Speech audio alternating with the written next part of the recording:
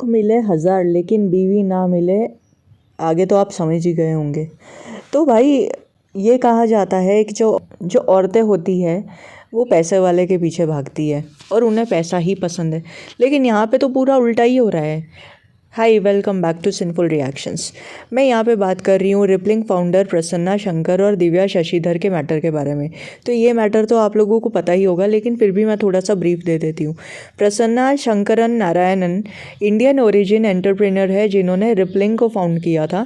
ये Singapore based entrepreneur है और इनका जो जन्म है वो चेन्नई तमिलनाडु में हुआ था। इन्होंने नेशनल इंस्टीट्यूट ऑफ टेक्नोलॉजी ट्रिंची से कंप्यूटर साइंस की डिग्री प्राप्त की और यहीं पे उनकी जो मुलाकात है वो अपनी वाइफ के साथ में हुई थी और इनकी शादी को 10 साल हो चुके हैं, जिनसे इनको 9 साल का बेटा भी है।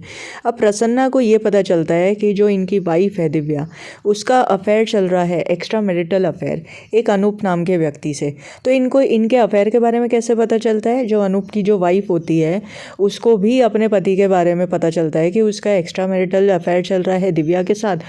तो बस उनका जो व्हाट्सएप चैट होता है उसके स्क्रीनशॉट्स खींच के वो प्रसन्ना को फॉरवर्ड कर देती है और ये व्हाट्सएप चैट में कॉन्डम का साइज़ डिस्कस हो रहा है। जो अनूप है वो दिव्या को ये कह रहा है, can you bring XL size condom please and keep it with you, और ब्रांड डिस्कस होता है। और उसके बाद में दिव्या कहती है कि मैं ये मैसेज जो है डिलीट मार रही हूँ, इसका रिप्लाई मत करना। अब ये तो पूरा पुख्ता सबूत है कि दिव्या का जो है वो एक्स्ट्रा मैरिटल अफेयर चल रहा है अनूप नाम के व्यक्ति के साथ में और इन दोनों का फिज़िकल रिलेशन भी है। और प्रसन्ना ने ट्विटर पे ये सारे जो स्क्रीनशॉट्स है ये सारे पोस्ट किए थे और होटल का जो बुकिंग है उसका भी स्क्रीनशॉट पोस्ट किया था, जिसमें ये पता चलता है कि ये दोनों होटल में भी जाते थे अपना टाइम स्पेंड करने के लिए। और होटल में क्या करते थे वो तो आप लोग जान ही चुके हो, है ना, वो तो बताने की ज़रूरत नहीं है। अब जो इन दोनों के बीच में डिवोर्स का स्पैट चलता है, डिवोर्स केस चलता है, और जिसमें जो कोर्ट है वो प्रसन्ना को अपनी बीवी को एलिमनी देने के लिए ऑर्डर करती है।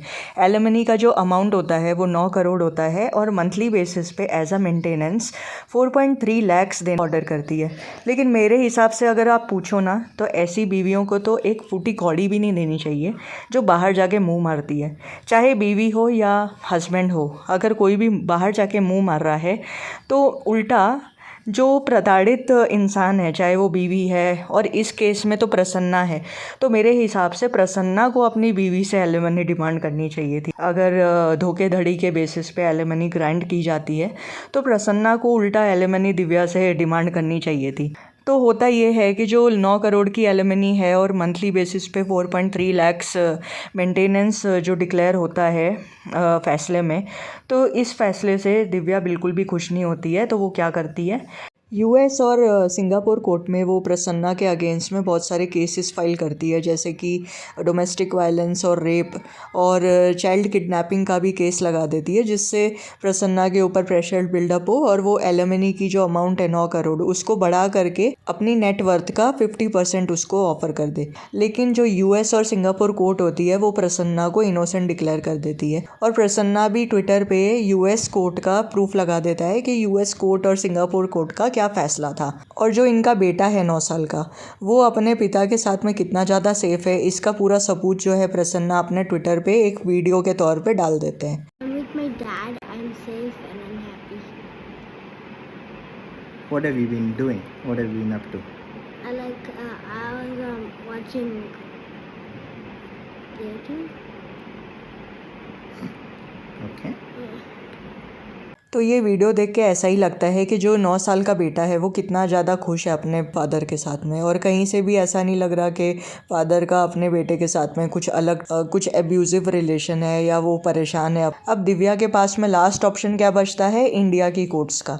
जब वो इंडिया में आती है तब वो चेन्नई की कोर्ट में यही सेम एलिगेशंस लगा देती है प्रसन्ना के अगेंस्ट, जैसे कि डोमेस्टिक वायलेंस, रेप और चाइल्ड किडनैपिंग का।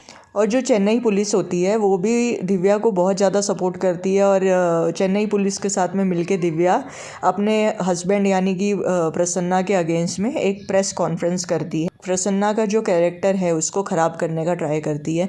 प्रसन्ना के बारे में ये कहती है कि प्रसन्ना जो है वो सेक्सुअल प्रेडेटर है और उनका जो चाल चलन है वो अच्छा नहीं है, ब्ला ब्ला बहुत सारी चीज़ें वो बोलती है।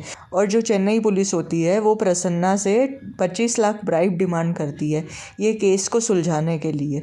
अब ये सारी चीज़ों का जो सबूत होता है वो प्रसन्ना ट्विटर पे डाल देते हैं और चेन्नई पुलिस जो होती है वो प्रसन्ना के पीछे पड़ी रहती है उसको अरेस्ट करने के लिए। तो इंडिया से वो बाहर चले जाते हैं पुलिस से बचने के लिए। अब जो प्रसन्ना के जो दोस्त होते हैं गोपाल नाम के, उसको चेन्नई पुलिस जो है इलीगल तरीके से अरेस्ट कर लेती है और प्रेशर बनाती है प्रसन्ना के ऊपर कि तुम जो है पैसा दोगे तो हम तुम्हारे जो दोस्त है उसको छोड़ देंगे। तो ये बहुत इलीगल तरीके से जो चेन्नई पुलिस है ना वो सारे काम करती है। अब ये सारी चीज़ों के जो सबूत है प्रसन्ना ट्विटर पे डालते हैं तो national commission for men's affair जो है वो इंटरफेयर करती है बीच में और चेन्नई पुलिस को वार्निंग देती है कि अगर इन्होंने प्रसन्ना के कोई भी फैमिली मेम्बर या कोई भी फ्रेंड्स को इलीगल तरीके से अरेस्ट किया तो इनके जो ऑफिसर्स हैं जिनके ऊपर ब्राइबिंग का इल्ज़ाम लगाया है प्रसन्ना ने, इन सब के अगेंस्ट में एक्शन होगा और बहुत सारी लीगल कॉन्सिक्वेंस होंगे। अब बात यह है कि प्रसन्ना जो है वो इंडिया से करेंटली बाहर है बिकॉज जो चेन्नई पुलिस है वो कुत्तों की तरह इनके पीछे पड़ चुकी है। अब आप लोग ये सोचोगे कि प्रसन्ना तो खुद ही इतने ज़्यादा मिलियनेयर है तो वो 25 लाख दे के अपनी जान क्यों नहीं छुड़वा लेते चेन्नई पुलिस से। बात ये होती है कि जो ऑनेस्ट इंसान होता है ना उसका कॉन्सेंस जो होता है वो ये अलाउ नहीं करता है कि वो अपने केस को जीतने के लिए ब्राइब करे या झूठ का सहारा ले, तो वो अपने सिद्धांतों पे ही चलना चाहते हैं। तो ये सारी चीज़ों का वो प्रूफ डाल रहे हैं ट्विटर पे, तो ये बहुत अच्छा काम कर रहे हैं कि वो पुलिस के जो प्रेशर है उसके नीचे नहीं दब रहे, ना ही अपना मेंटल हेल्थ वो ख़राब कर रहे हैं। कहीं ना कहीं से उनका जो फ्रेंड सर्कल है वो भी उनको सपोर्ट करता होगा। और अतुल सुभाष जो था वो भी सिस्टम से इतना ज़्यादा परेशान हो गया था कि जो इनकी जो वाइफ थी निकिता उसने बहुत सारे फेक एलिगेशंस लगाए थे। जो जज होती है रीता कौशिक उसके ऊपर भी अतुल ने बहुत सारे इल्ज़ाम लगाए थे कि जो जज है रीता कौशिक उसने अतुल से ब्राइब मांगा है। अब ये सारी चीज़ों से परेशान हो के अतुल सुभाष ने अपनी जान ले ली थी जो कि बहुत ज़्यादा गलत है। जो भी बंदा है जो ये सारी चीज़ों से परेशान है, जो अपनी वाइफ के झूठे एलिगेशन से परेशान है, उसको ये सारी चीज़ों का सबूत जो है ना सोशल मीडिया पे डालना चाहिए जैसे प्रसन्ना कर रहे हैं। और प्रसन्ना इस वक्त बहुत अच्छा कर रहे हैं। इनकी जगह अगर कोई शायद और होता ना वो ये सारी चीज़ों से हैरेस हो जाता, परेशान हो जाता और दुबक के बैठ जाता और कुछ ना कुछ गलत स्टेप ले लेता। लेकिन ये सारी चीज़ों से ना बहुत सारे आदमियों को थोड़ा सा सीखना चाहिए। तो मेरा ये वीडियो मैसेज सबके लिए है जो भी परेशान हैं झूठे केसेस के वजह से। तो बिल्कुल भी हिम्मत नहीं हारनी है। अगर आपको कोई परेशान कर रहा है, पुलिस वाला या जज कोई भी परेशान कर रहा है, तो उनके अगेंस्ट में जो एविडेंसेस है उसको इकट्ठा करो, फ़ोटो एविडेंस, वीडियो एविडेंस, और ये सारी चीज़ों को जो है अपने फ्रेंड्स के साथ डिस्कस करो, सोशल मीडिया पे डालो, प्रोटेस्ट करो और इन सारी चीज़ों के अगेंस्ट में स्ट्रांगली खड़े रहो। क्योंकि अगर बुरी चीज़ें हो रही है सिस्टम में तो बहुत सारे लोग अच्छी चीज़ों को सपोर्ट करने के लिए भी खड़े हैं। हो सकता है कि आपका कुछ अच्छा हो जाए, आपको कोई सॉल्यूशन मिल जाए और आपको अपनी लाइफ से हाथ ना धोना पड़े। आपके क्या सजेशन है इस मैटर के ऊपर कमेंट करके ज़रूर बताना। चैनल पे नए हो तो सब्सक्राइब करना, वीडियो पसंद आए तो लाइक करना। Thank you so much.